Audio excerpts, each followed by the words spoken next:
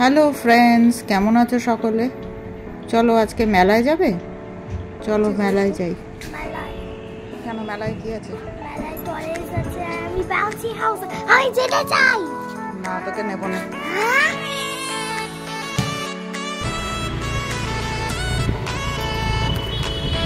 তো আমরা ভাবলাম আমাদের বাড়ির কাছে একটা মেলা বসেছে, সেখানে ঘুরে আসি। স্কুটারে রইলে হার্ডলি 5 থেকে 7 মিনিট লাগে।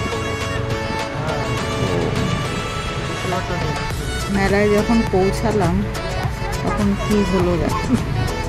মেলায় পৌঁছে শুনি সে আরেক কাণ্ড, যে মেলা নাকি তার কিছুদিন আগেই শেষ হয়ে গেছে। আমরা তো দূর থেকে দেখে ভাবছি লাইটিং রয়েছে, মেলা চলছে, কিন্তু ওখানে গিয়ে সবাই দেখলাম মালপত্র গোছাচ্ছে। মানে মেলা তার আগের দিন বা দুদিন আগেই শেষ হয়ে গেছে। সেই জন্য আর মেলায় আমরা ঘোরা হলো না। তো কি করা যাবে, মেয়ের মনে তো খুব দুঃখ।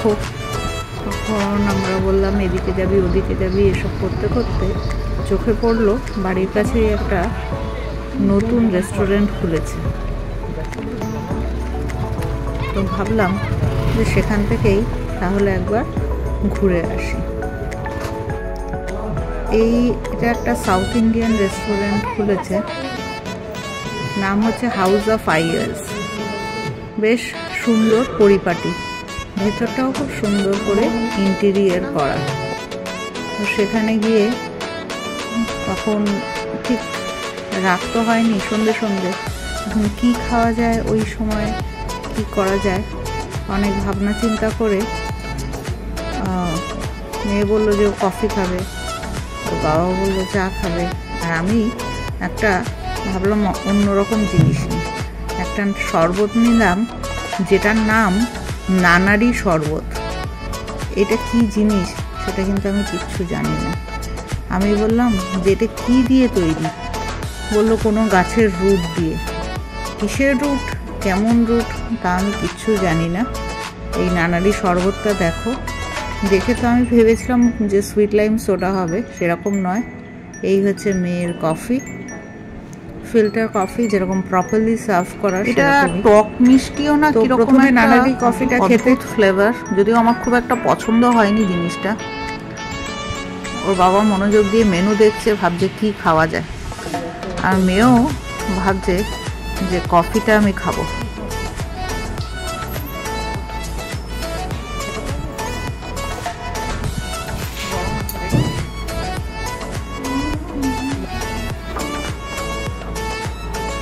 দেখো আস্তে আস্তে করে গরম কফি খেয়ে তার ঠোঁট পুড়ে গেছে আস্তে আস্তে করে।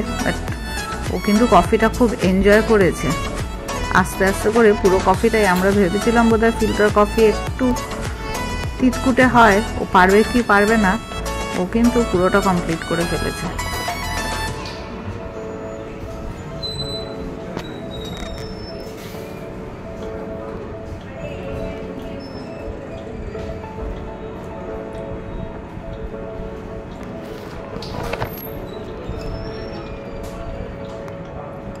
আর আমিও সঙ্গে সঙ্গে ওই পয়সা দিয়ে কিনেছি, এখন আর ফেলি কী করে, এই অবস্থা চিন্তা করে নানারি শরবতে চুমুক দিলাম।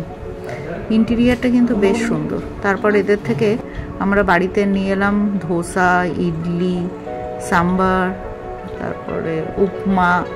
প্রত্যেকটা জিনিস কিন্তু খেতে দারুণ ছিল, ওই এক শরবত বাদ দিয়ে।